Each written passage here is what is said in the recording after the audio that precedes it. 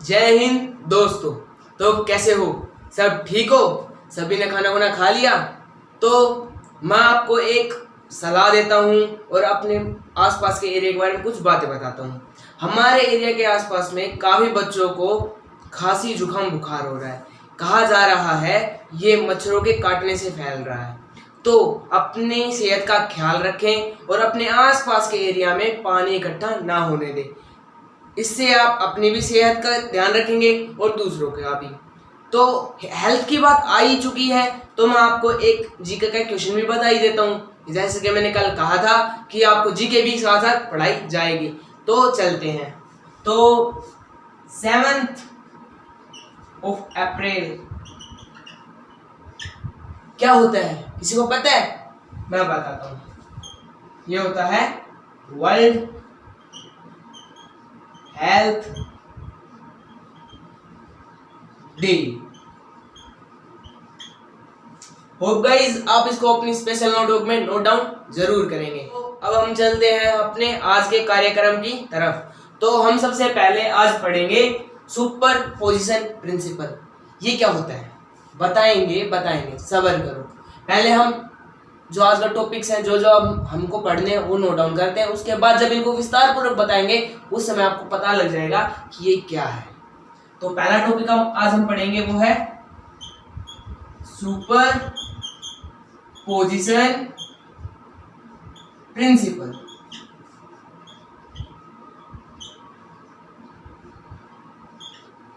और next topic है वो है जो सबको बड़ा इजी भी लगता है और हार्ड भी होता है, जो इंटरेस्टिंग है, जिसको कई बच्चे काफी हार्ड समझते हैं पर वो बड़ा ही इंटरेस्टिंग है। अगर आप उसके बेसिक्स को पकड़ के चले, क्लियर करें, तो हमारा नेक्स्ट टॉपिक होगा वो होगा इलेक्ट्रिक फील्ड। है ना मजेदार टॉपिक ये? तो चलते हैं हम अपने पहले टॉपिक की तरफ। टॉपिक है सुपर पोजिशन प्रिंसिपल। चलो अब हम इसको पढ़ लेते हैं, बारीकी से समझ लेते हैं। हमने अभी तक पढ़ा है कि जो कूलम्स लॉ है वो फॉलो अभी तक सिर्फ दो चार्जेस के बीच में ही किया है कि जब दो चार्जेस होंगे उनके बीच का फोर्स निकालते हैं। आपको पता है फोर्स एक वेक्टर क्वांटिटी है, पता है ना? अगर दो से ज्यादा इलेक्ट्रॉन्स चार्जेस प्रेजेंट हो और एक के ऊपर नेट फोर्स लगा रहे हो तो क्या नेट वैल्यू आएगी फोर्स की? तो वो हम डिस्कस करेंगे इस सुपर पोजिशन प्रिंसिपल के थ्रू। तो मैं आपको एक पहले स्पेशल पॉइंट बता देता हूं कि कोई भी चार्ज अफेक्टेड नहीं होगा जो वो फोर्स लगा रहा है। कहने का मतलब क्या है कि ये चार्ज है, ये चार्ज इसके ऊपर जितना फोर्स लगा रहा है ना, जब कोई थर्ड चार्ज नहीं है, ये अभी फिलहाल स्पेस में है, आइसोलेटेड है, ये चार्ज इसके ऊपर जितना फोर्स लगा रहा है ना वो मान लेते हैं F है, ठीक है। अब आ गया थर्ड नेक्स्ट चार्ज, कोई भी चार्ज आ गया ये, तो ये भी इसके ऊपर फोर्स लगाएगा F, क्योंकि हमें फोर्स तो इसके ऊपर निकालना है, ठीक है। तो ये थर्ड चार्ज के प्रेजेंस के कारण इसके जो फोर्स है उसके ऊपर कोई फर्क नहीं पड़ेगा। समझे कि कहने का मतलब क्या है कि दो दोस्त थे, दोनों दोस्तों के बीच में गहरी मित्रता थी, बहुत ही ज्यादा। एक दोस्त का एक और फ्रेंड बन गया, तो उस फ्रेंड बनने के बाद जो दोनों की पहले वाली फ्रेंडशिप थी वो सेम ही रहेगी, उसके बीच में कोई भी ब्रेकडाउन नहीं होगा, वो कमजोर नहीं रहेगी। समझे? यही बात है यहाँ पे। तो जो ये नेट अमाउंट ऑफ फोर्स लगा, जो फोर्स इस चार्ज के थ्रू लग रहा है वो सेम ही रहेगा, चाहे एक चार्ज आ जाए एक्स्ट्रा में, चाहे दो चार्ज आ जाए, चाहे चार चार्ज आ जाए, चाहे कितने भी चार्ज आ जाए, ठीक है। तो अब हम देख लेते हैं इसको कैसे सोल्व करेंगे, कैसे अप्लाई होता है ये। तो आपने जब मैंने कूलम्स लॉ बताया था तो उसमें आपको वेक्टर फॉर्म लिखना भी बता दिया था कि क्या है कि फोर्स एक वेक्टर क्वांटिटी है तो ऊपर वेक्टर का साइन। मैग्नीट्यूड कितना होता है, K Q1 Q2 upon R square, ये तो है मैग्नीट्यूड। अगर इसके साथ हम डायरेक्शन लिखना चाहे तो R कैप हो जाएगी डायरेक्शन, ठीक है। अब नॉर्मली कोई भी वेक्टर है, अगर हम उसको बताएं कैसे लिख सकते हैं, तो ए वेक्टर का मैग्नीट्यूड इनटू में, इनटू डॉट प्रोडक्ट नहीं है, सिर्फ इनटू में, मल्टीप्लाई में इट्स डायरेक्शन, ठीक है। ठीक है, इसको भी नोट डाउन कर लीजिए, ये बात आपको पता होनी बहुत जरूरी है। ये हमारा वेक्टर फॉर्म हो गया, पर ये किसके लिए है, जब दो चार्जेस हैं। अब एग्जांपल लेते हैं और देखते हैं जब तीन चार्ज होंगे तो कैसे करेंगे।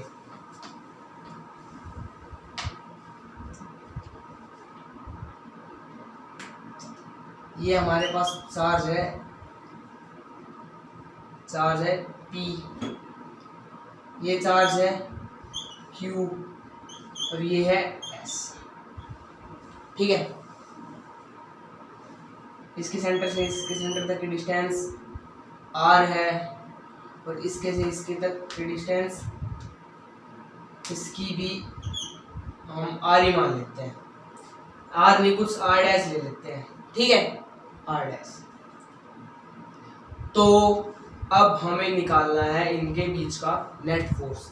अब फोर्स लगेगा, ये मान ले ये भी पॉजिटिव है, ये भी पॉजिटिव है, ये भी पॉजिटिव चार्ज है, तो ये इसके ऊपर फोर्स लगाएगा किस डायरेक्शन में, इस डायरेक्शन में, F ड्यू टू Q, और फोर्स लगेगा इसका इस डायरेक्शन में, फोर्स ड्यू टू S। पर इसके ऊपर नेट कितना लग रहा है फोर्स, तो हम निकालेंगे वेक्टर से, net resultant R it means resultant, समझे। तो इसका फॉर्मूला बनाते हैं, चलो करते हैं उस तिगड़म और निकालते हैं इसका फॉर्मूला। तो आपको अगर मैं इससे और इस तक का निकालने के लिए कहूँ तो क्या होगा, देखते हैं। फोर्स ड्यू टू S होगा, इक्वल होगा, वेक्टर फॉर्म में लिखेंगे हम इसको क्योंकि ये वेक्टर में है, 4 ड्यू टू S।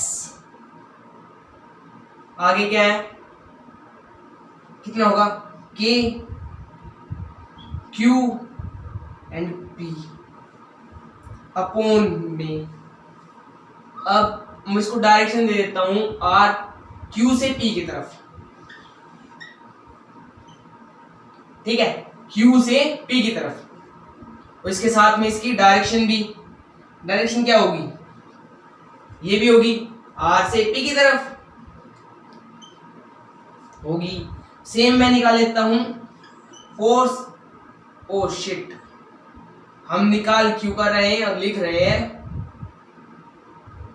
तो ये यहाँ पे F Q आएगा, R P, ये यहाँ पे भी Q आएगा, Q P, ठीक है। तो अब फोर्स ड्यू टू S कितना लगेगा, K S P अपॉन में R S टू P का स्क्वायर, इधर भी और इधर भी, और दो मल्टीप्लाई में इसकी डायरेक्शन, डायरेक्शन कितनी होगी, SP होगी इसकी भी, ठीक है। अभी मैंने बताया था कि इसके ऊपर जो नेट फोर्स होगा वो इंडिपेंडेंट है किसी दूसरे के फोर्स के ऊपर, मतलब कि जो एक का स्पेसिफिक फोर्स लगेगा वो दूसरे के स्पेसिफिक फोर्स से इंडिपेंडेंट है। तो जो F रिजल्टेंट होगा या F नेट होगा वो होगा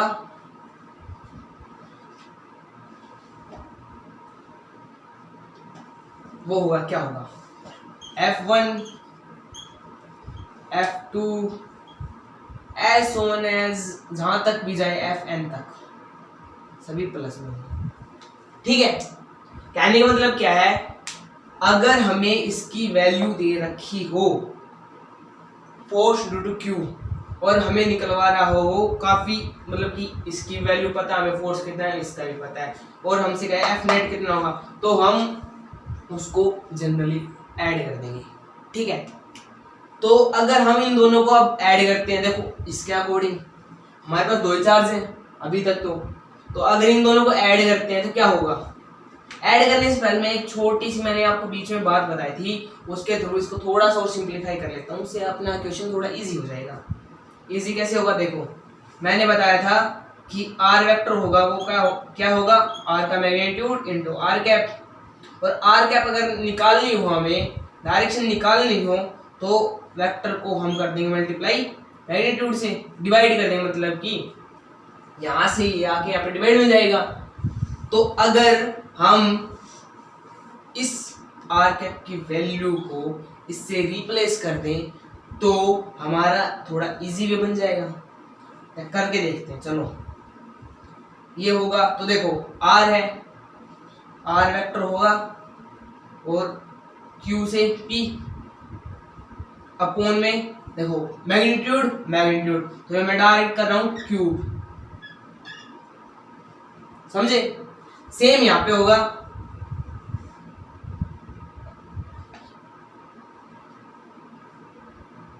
एस पी यहां पे क्यूब।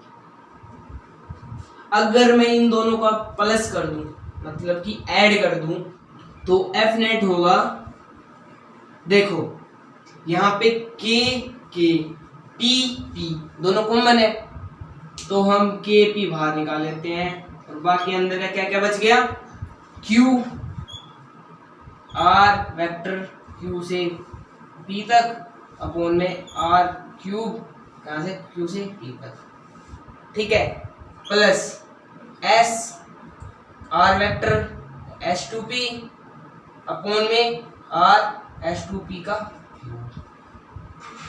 इसके ऊपर मैं वेक्टर इसलिए नहीं लिख रहा क्योंकि ये अब मैग्नीट्यूड में है, ठीक है। तो ये तो था जब दो चार्जेस होंगे तो उनका एफ नेट कैसे होगा। अगर दो से ज्यादा चार्जेस फोर्स लगा रहे हैं दूसरे चार्ज के ऊपर, या चार लगा रहे हो पास, तो उसका क्या फॉर्मूला होगा, तो let's discuss about that formula, let's derive that formula. देखो एफ रिजल्टेंट ऑल सभी का, तो भाई ये की है जो कांस्टेंट था वो कॉमन आएगा, और जो पी है, ये पी कौन सा चार्ज है, वो चार्ज जिसके ऊपर सभी फोर्स लगाएंगे, ब्रैकेट।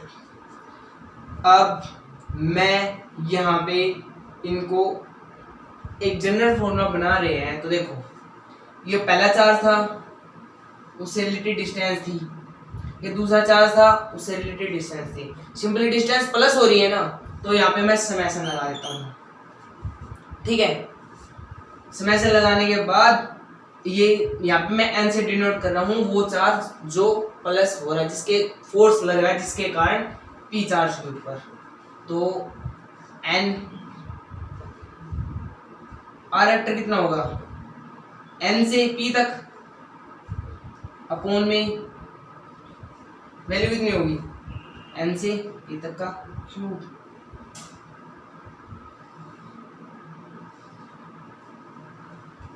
समझे।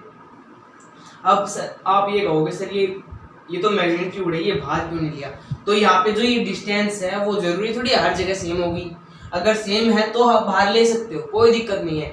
अगर डिस्टेंस अलग हुई तो क्या होगा, इसलिए जनरल के लिए ये अंदर ही रहेगा, ठीक है। तो आई होप आपको ये टॉपिक समझ में आ गया। हमारा अगला टॉपिक है इलेक्ट्रिक फील्ड, बड़ा ही इंटरेस्टिंग टॉपिक है, अगर आप इसको ध्यान पूर्वक सुनोगे तो।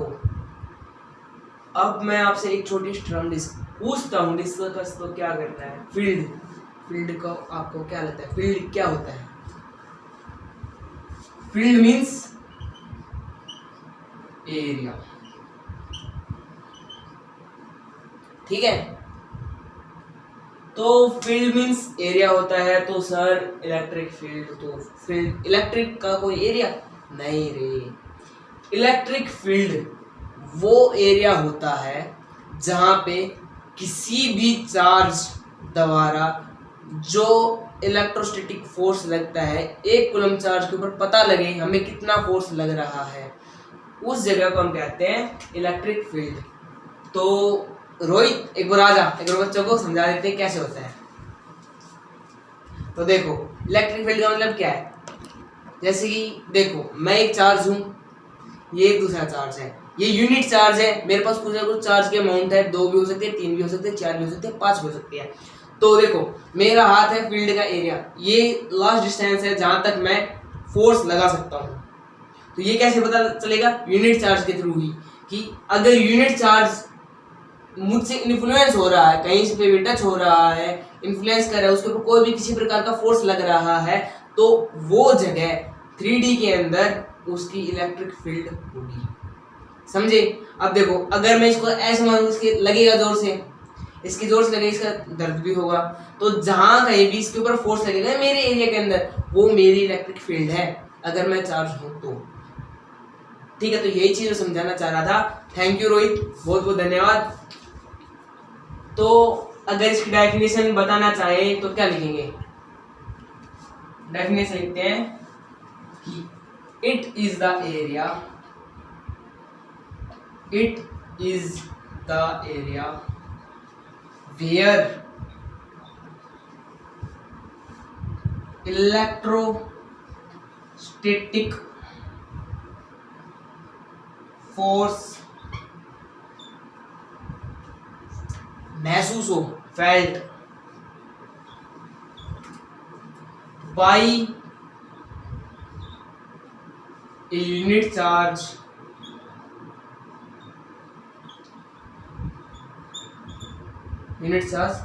due to a charged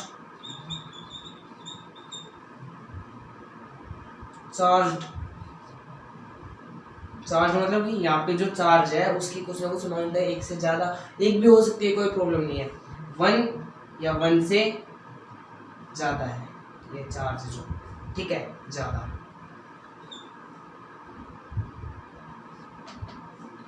ठीक है, तो आई होप आपको डेफिनेशन समझ में आ गई होगी। तो अभी हम इसके क्वेश्चंस के ऊपर बात करते हैं, निकालेंगे कैसे कैसे होगा। तो जो इलेक्ट्रोस्टैटिक फोर्स है वो कितना होगा, इलेक्ट्रोस्टैटिक फोर्स थोड़ी निकालना है हमें निकालना है इलेक्ट्रिक फील्ड। तो हम लिखते हैं यहाँ पे इलेक्ट्रिक फील्ड कितना होगा, इलेक्ट्रिक फील्ड कितना होगा, तो ये होगा force experienced by unit charge और टेस्ट चार्ज। तो हम टेस्ट चार्ज को कह रहे हैं क्यू नॉट, समझ गए। देखो अब फोर्स एक वेक्टर क्वांटिटी है, तो वेक्टर साइन, तो इससे क्या होगा, जो इलेक्ट्रिक फील्ड है वो भी वेक्टर क्वांटिटी हो जाएगी, समझे। अगर इसकी हम यूनिट्स लिखें क्या होगा, न्यूटन पर कूलम। ठीक है, देखो फोर्स की यूनिट क्या है, न्यूटन, चार्ज की कूलम, तो न्यूटन पर कूलम। ठीक है, और मैं इसका स्पेसिफिक पॉइंट क्या है कि इलेक्ट्रिक फील्ड है, जो इलेक्ट्रिक फील्ड है हम इसको एक और तरीके से भी लिख सकते हैं। कैसे, अभी बता देता हूं आपको साथ साथ में कि इसको कैसे लिख सकते हैं। देखो फोर्स को क्या लिखते हैं हम कि क्यू नॉट। अब देखो क्यू तो वो चार्ज है जिसके थ्रू इलेक्ट्रोस्टैटिक फोर्स लग रहा है, और क्यू नॉट कौन सा चार्ज है, टेस्ट चार्ज, तो यहाँ पे ये होगा, और अपॉन आर स्क्वायर और डिवाइडेड बाय क्यू नॉट, तो डिवाइडेड बाय क्यू नॉट, तो यहाँ से क्यू नॉट कैंसिल, तो हमारी क्या आ जाएगी अगली इलेक्ट्रिक फील्ड की वैल्यू। ठीक है, तो होप गाइस आपको हमारी वीडियो अच्छी लगी होगी, और ज़्यादा डीप में हम आपको इलेक्ट्रिक फील्ड के बारे में नेक्स्ट क्लास में बताएंगे, जिसमें इसके न्यूमेरिकल्स भी होंगे और इसकी थोड़ी डीप नॉलेज भी होगी। इसके क्वेश्चंस इलेक्ट्रिक फील्ड के और कूलम्स लॉ के एनडीए एयरफोर्स नेवी में काफ़ी बार पूछे गए हैं, तो इसको स्ट्रॉन्ग कर लीजिए, ये बड़ा ही इम्पोर्टेंट है। तो धन्यवाद।